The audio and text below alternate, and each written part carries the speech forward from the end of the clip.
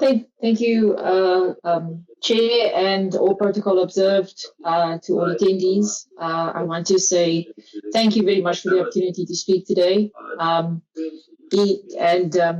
So to begin my feedback, during the current financial year, at the beginning of the year, we concluded an MOU with Samsa because both the IDZ and Samsa have a shared interest to promote South Africa's maritime interests.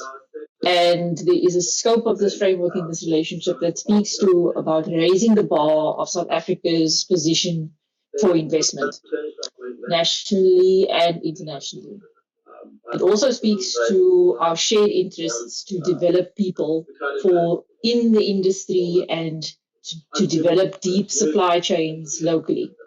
Because this is how, from the IDZ's perspective as a special economic zone, we contribute to industrializing the economy and creating a resilience to the economy and to market shocks, which everyone here, and being the last speaker of the stakeholders, I'm sure everyone can relate to. Other areas in terms of our work with Samsa has been about forward-looking as well.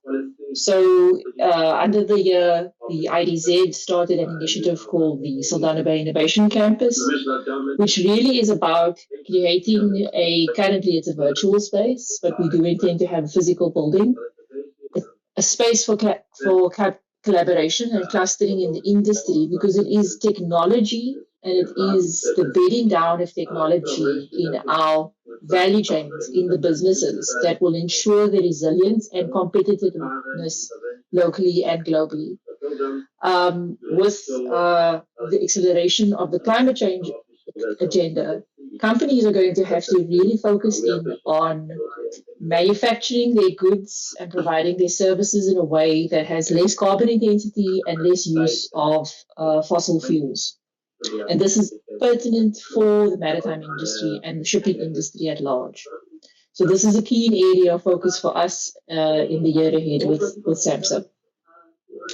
On our priorities as the IDZ and reflecting on the past year, which has, we are not immune to the national and international investment climate. IDZs, SEZs do not operate in a bubble. And when business is suffering, the SEZs are suffering as well.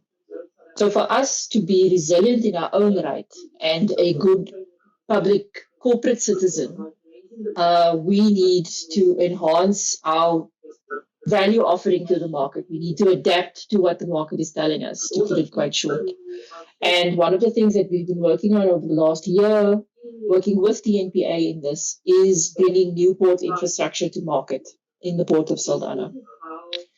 There is a lack of capacity for marine manufacturing and services, spaces and infrastructure in the country. This has been well documented. And Saldanha, with its greenfield nature and it's being the largest and deepest natural port in the southern hemisphere, has natural advantages in the port space and in the maritime space. And if you add then the developments on the IDZ side, on the land side, in that we are a free port. We are the only SEZ in a port that has a customs control area designation, which makes it exceedingly attractive and value-adding to boat manufacturers, vessel manufacturers, importers of equipment. This is lowering the cost of doing business in this industry.